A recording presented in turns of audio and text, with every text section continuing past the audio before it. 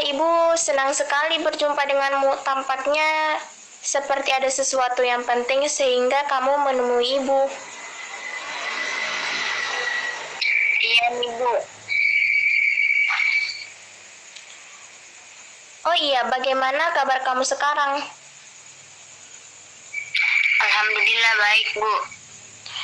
Baik, sebelumnya Ibu akan memperkenalkan diri dahulu supaya kita melakukan perkonselingan dapat berjalan dengan baik. Perkenalkan, nama Ibu Puan Mafira, Ibu dari jurusan bimbingan dan konseling, dan Ibu di sini sebagai konselor, adik sebagai kliennya. Kalau boleh Ibu tahu siapa ya nama kamu?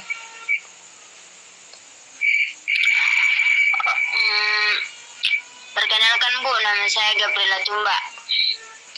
Sebelumnya kamu sudah pernah belum melakukan proses konseling seperti ini? Belum Bu. Oke, di sini Ibu akan menjelaskan terlebih dahulu tentang bimbingan konseling ini. Bimbingan konseling ini adalah proses tatap muka yang terjadi antara dua orang yang terdiri dari konselor, yaitu saya sendiri, dan klien, yaitu kamu. Di dalam bimbingan konseling ini harus secara terbuka untuk menceritakan semua permasalahan yang telah klien miliki tanpa adanya rasa menutup-nutupi dari diri klien sendiri.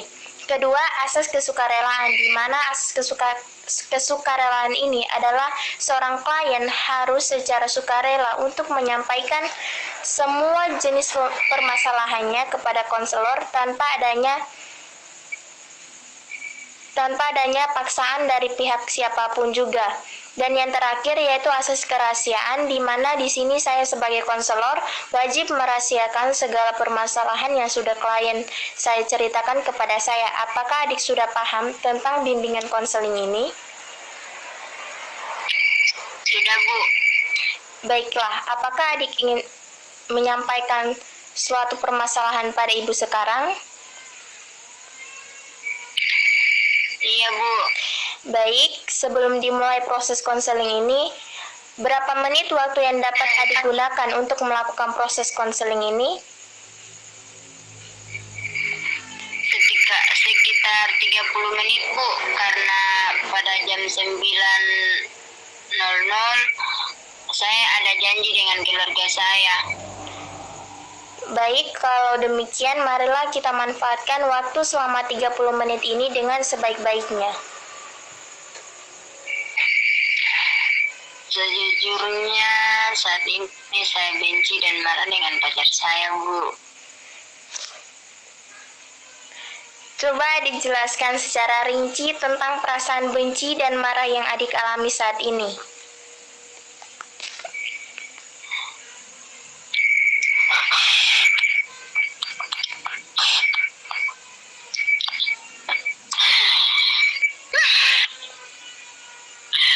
Gimana tidak marah Bu? Di waktu itu saya meminta pacar saya untuk menemui saya dan orang tua saya, akan tetapi dia menolaknya. Hal itulah yang membuat saya menjadi benci dan marah dengan dia. Ibu dapat memahami perasaan adik saat ini. Jadi bagaimana perasaan sekarang adik?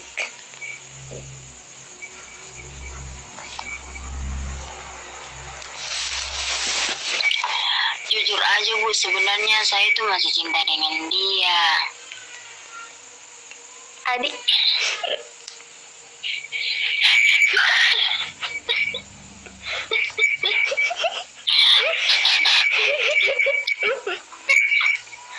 Adik tadi mengatakan benci dan Adik tadi mengatakan benci dan marah. Sekarang adik mengatakan masih cinta kepada pacarnya. Tampaknya adik masih ragu-ragu terhadap perasaan adik itu sendiri. Iya Bu. Adik tidak yakin dengan perasaan adik sekarang. Coba kemukakan apa yang menyebabkan adik ragu. Jadi begini Bu, pada mulanya hubungan kami ini baik-baik saja. Namun ketika orang tua saya tidak menyetujui hubungan kami, pacar saya ini mulai berubah sikapnya. Dia mulai menjauh dari saya dan dia tidak mau lagi jika diajak ke rumah. Oh ya, lalu Hmm, sa- saya saya waktu itu sempat stres, Bu. Belajar menjadi terganggu. Mau kuliah tidak semangat. Akhirnya minggu kemarin saya pergi ke tempat nenek di Parapat untuk menenangkan diri sejenak. seandainya hal tersebut terjadi pada saya pun akan melakukan hal seperti itu. Coba adik ceritakan secara lebih rinci lagi. Mungkinkah pacar adik itu masih mempunyai perasaan cinta kepada adik?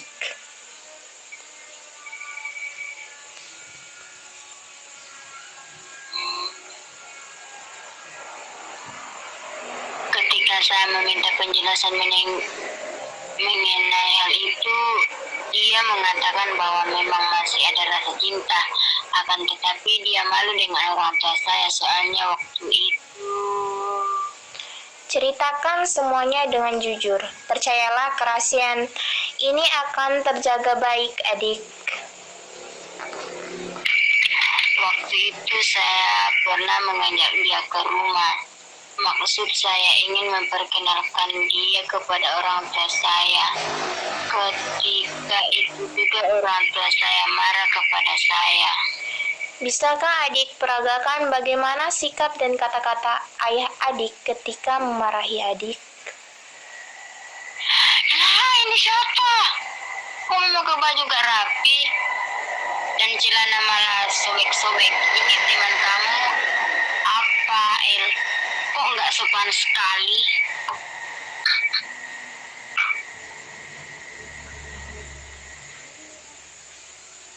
Terus,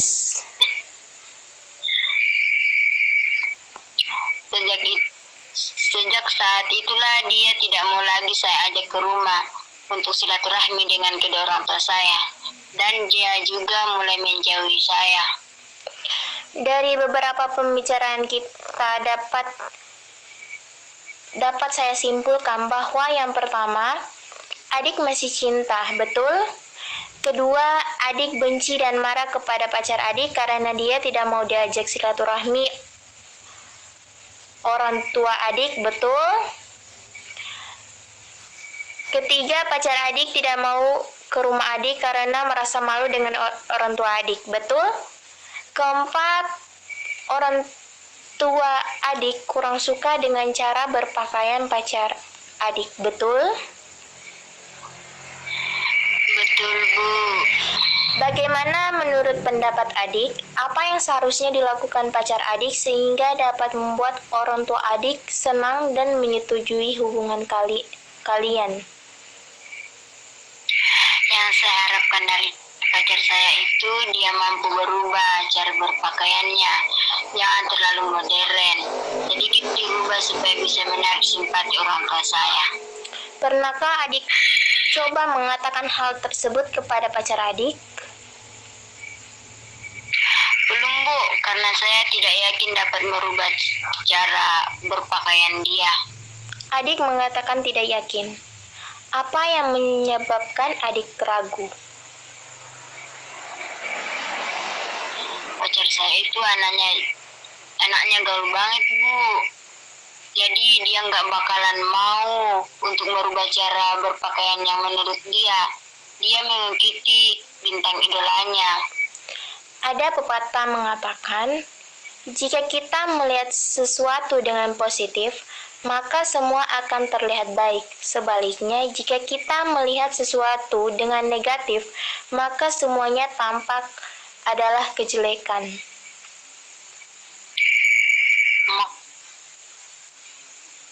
Apa, Bu? Adik, yakinkanlah dulu bahwa pacar adik mau berubah. Karena seseorang yang masih cinta pasti bersedia melakukan yang terbaik demi hubungan tersebut. Bukankah dia masih cinta dengan adik?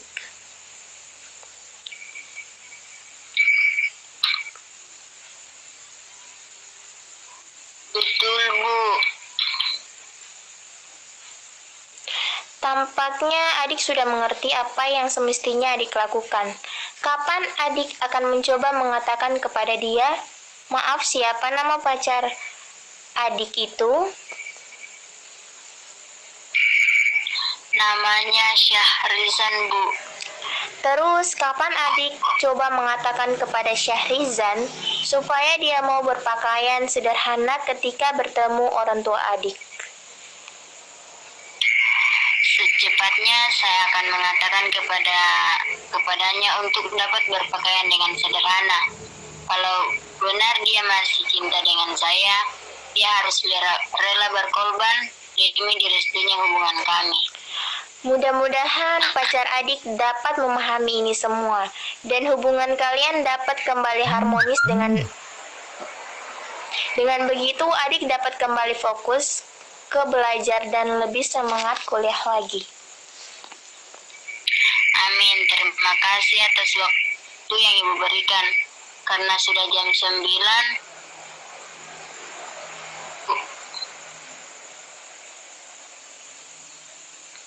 Iya, sama-sama. Ibu juga senang dapat menjadi teman sharing adik. Kalau lain kali ada yang perlu dibicarakan kembali, adik jangan sungkan-sungkan untuk datang ke rumah ibu atau menghubungi ibu. Baik, Bu. Assalamualaikum. Waalaikumsalam.